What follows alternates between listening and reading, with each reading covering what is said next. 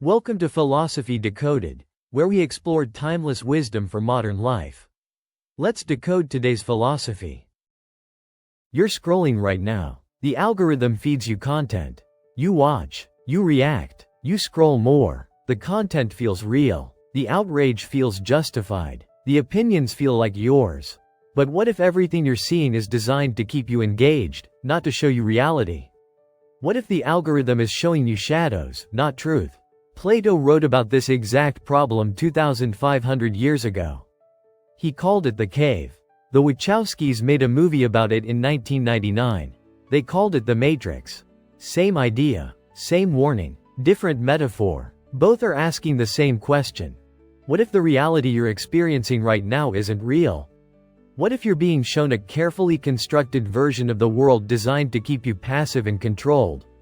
This is Plato's Cave and the Matrix explained together. The allegory, the movie, and why they're both describing your life right now. Plato wrote this around 380 BCE in the Republic. Here's the setup. Imagine prisoners chained in a cave since birth. They're facing a wall. They can't turn around. They can't move. All they can see is the wall in front of them. Behind them is a fire. Between the fire and the prisoners, people are walking back and forth carrying objects.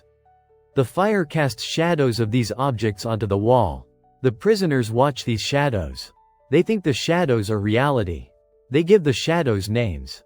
They study the patterns. They become experts at predicting which shadow will appear next. They have no idea they're watching shadows. To them, the shadows are the only reality that exists. One day, a prisoner is freed. He's dragged out of the cave into the sunlight. At first, the light is painful. He can't see. He wants to go back to the cave where things made sense. Slowly, his eyes adjust. He sees the real world. Trees, sky, the sun itself, the source of all light, the source of all truth. He realizes, everything he thought was real was just a shadow. His entire life was spent watching projections on a wall while reality existed behind him. He returns to the cave to free the other prisoners. He tells them, "You're watching shadows. The real world is outside. Come with me." They think he's insane. They threaten to kill him if he tries to free them. They prefer the shadows. The shadows are comfortable. The shadows are predictable. The shadows are all they know. Plato's point. Most people live their entire lives watching shadows and calling it reality. And when someone tries to show them the truth, they reject it violently. The Matrix is Plato's cave in sci-fi form. The setup is almost identical. Humanity is trapped in pods, their minds plugged into a simulation called the Matrix. The simulation shows them a version of reality, cities, jobs, relationships, that feels completely real. But it's not real. It's a program designed to keep them passive and controlled while machines harvest their energy. Neo lives in the Matrix. He senses something is wrong, but he can't articulate what. He's searching for answers. Morpheus finds him and offers the choice: the blue pill or the red pill. Blue pill. Stay in the Matrix. Keep living the comfortable lie. Forget this conversation ever happened. Red pill. See the truth. Leave the simulation. Enter the real world. Neo takes the red pill. He wakes up in a pod, surrounded by millions of other humans in pods, all plugged into the same simulation. The real world is a wasteland. The comfortable reality he knew was a lie. Morpheus tells him, "Welcome to the real world." Just like Plato's prisoner, Neo's first reaction is shock, pain, disbelief. He wants to go back. Reality is harder than the illusion. The truth hurts more than the lie. But once you've seen the truth, you can't unsee it. Once you know the shadows are shadows, you can't pretend they're real anymore. Plato's cave and the Matrix are telling the same story with the same structure. In both, people are trapped in a false reality. They think it's real because it's all they've ever known. In both, the false reality is designed to keep them passive and controlled. The prisoners can't move. The humans in pods can't act. In both, someone escapes and sees the real world. The freed prisoner, Neo. In both, the truth is painful at first. The light blinds. The real world is harsh. In both, the person who escapes tries to free others. The prisoner returns to the cave. Neo joins the resistance. In both, Most people reject the truth. They prefer the comfortable lie. They attack anyone who threatens their illusion. The cave is the matrix. The matrix is the cave. Same warning, 2,500 years apart. Plato wasn't writing about literal caves. The Wachowskis weren't just making a sci-fi action movie. Both are warnings about your life right now. Here's what the cave and the matrix are actually about. Constructed reality. You're not chained in a literal cave, but you're consuming media that shows you a version of reality designed to provoke specific emotional responses. The algorithm learns what makes you angry, scared, or engaged. Then it shows you more of that. Not because it's true, because it keeps you watching. You're not in a literal matrix, but you're in a carefully curated information environment where what you see is determined by engagement metrics, not truth. Social media shows you the shadows, filtered, edited, optimized versions of reality designed to keep you scrolling. Not the actual lives people are living. The performance of those lives.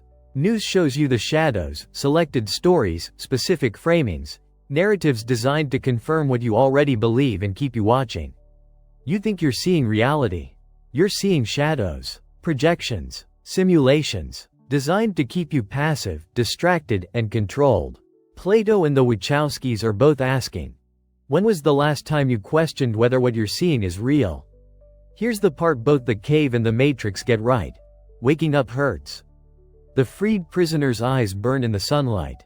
Neo's body is weak and atrophied from being in a pod his entire life. Seeing the truth is painful because it means admitting, I was wrong. I was fooled. I wasted years believing in something that wasn't real. Most people would rather stay asleep than face that pain. The other prisoners in the cave threaten to kill the one who returns. The people still in the matrix fight the resistance. Morpheus tells Neo, you have to understand, most of these people are not ready to be unplugged. And many of them are so inert, so hopelessly dependent on the system, that they will fight to protect it. Quote, Plato would agree. Most people are so dependent on the shadows that they'll defend the shadows against anyone who threatens them. This is why truth-tellers are dangerous. They're not just offering an alternative perspective. They're threatening the entire framework people use to make sense of the world. And people will attack the threat before they'll question the framework. So how do you escape? How do you know if you're watching shadows? Here's the test both Plato and the Matrix suggest. Question the source. In the cave, turn around. Look behind you. See the fire. See the people manipulating the objects. Realize the shadows are projections. In the Matrix, take the red pill. Unplug. See the real world, even if it's harsh. In your life, ask who's controlling what you see and why. The algorithm decides what content you see. Who programmed the algorithm? What's the goal? Engagement. Ad revenue. Keeping you on the platform. So what you see isn't what's happening in the world. It's what keeps you watching. The news outlet decides which stories to cover and how to frame them. Who owns the outlet? What's the incentive structure? Ratings. Clicks. Confirming the audience's biases. So what you see isn't objective reality. It's what generates the most emotional response. Social media shows you what people want you to see about their lives. Not their actual lives. The curated, filtered, optimized version. So what you see isn't how people live. It's how people want to be perceived. You're watching shadows, projections, simulations. The question is, are you willing to turn around and look at the source? Both Plato and the Matrix end with the same choice. Blue pill or red pill. Stay in the cave or leave. Comfort or truth. The cave is comfortable. You know how it works. The shadows are predictable. You're an expert at interpreting them. Leaving means uncertainty, pain, and rejection from everyone still inside. The Matrix is comfortable. It feels real. You have a life, relationships, routines. Unplugging means discovering it was all a lie and facing a harsh reality you're not prepared for. Most people choose comfort. They take the blue pill. They stay in the cave. They keep watching the shadows.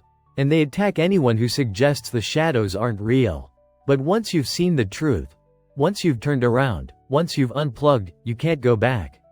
You know the shadows are shadows. You know the Matrix is a simulation. The question becomes, what do you do with that knowledge? The freed prisoner returns to the cave. Neo joins the resistance. Both try to free others. Both failed to free most people. Because most people don't want to be freed. They want to stay comfortable. But a few take the red pill. A few turn around. A few are willing to trade comfort for truth.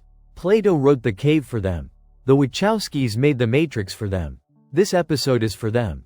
If you're still reading, you already chose the red pill. You already turned around. And that's the wisdom behind it. If this helped you think deeper, subscribe for weekly explorations of philosophy and meaning. Thanks for watching.